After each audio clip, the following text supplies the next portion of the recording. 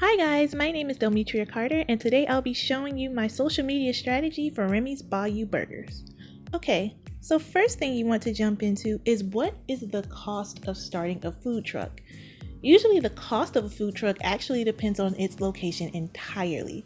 For example, the cost of starting a food truck in somewhere like maybe California or New York can rank up to anywhere between $50,000 to $100,000. So you have to take that in consideration when starting up your food truck industry. Which also brings me to my next strategy: location, location, location. Having a food truck, you want to have the perfect location. You want to have a place where everybody would notice you, where everybody would want to buy your products, and everybody will want to have part in your business. Food trucks are usually the most successful in heavily populated cities or tourist attractions: California, Florida, New York City. In a place filled with so many tourists as well as young individuals, food trucks really make their living by targeting areas that have the most activities, such as downtown or even at a beach. Also, next to having a popular location, you need to have the most popular food, from hamburgers to even smoothies. But even though the most popular items in the food truck industry are completely endless, but however, the favorites will have to be barbecue, coffee, tacos, and even, as they say, upgraded hot dogs, which are basically just gourmet hot dogs, bacon wrapped hot dogs with a lot of toppings on it, things like that. You don't want to just sell ordinary food. You want to be able to have food that sets you apart from your competitors. And that's really important when it comes down to having your food truck industry. You got the food, you got the location, but now you need the help to get yourself out there. That's where your social media exposure comes in at. The top media platforms you need to use will be Facebook, Twitter, and Instagram. Usually when people look at Facebook, they usually see a lot of pictures of food and statuses and even check-ins of where the restaurants are at.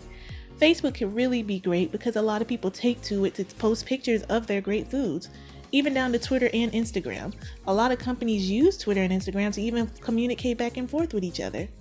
In this day and age, Facebook has become a phenomenon to making or breaking a business. The same goes for Twitter.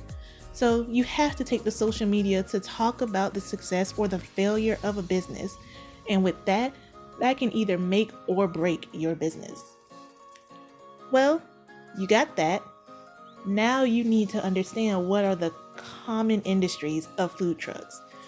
The common industries usually are faced with productivity and labor costs. Having so much food in a food truck, it can tend to go bad. So cost of buying constant groceries, paying constant insurance and bills, and the cost of paying your employees, that can rank up a little while. So you have to make sure you have your finances in order before you even start thinking about making a food truck industry. Because it's one thing to cost up a food truck and actually have the money for it, but if you don't have the money to continue producing your product, you're going to fail before you even make a big sale. Lastly, you want to know who is your food truck audience. It has been recorded that 47% of millennials have eaten from a food truck. That's pretty much half of our entire generation. The attraction of food trucks really stems from the quality and the quickness of how the food can get to them. Nobody likes to sit in line and nobody likes to wait in drive-thrus. They would rather have something that's quick, easy, right there, and also fairly delicious. So you have to make sure that everything you're selling is up to par. And that way, your food truck industry will be the best there ever was.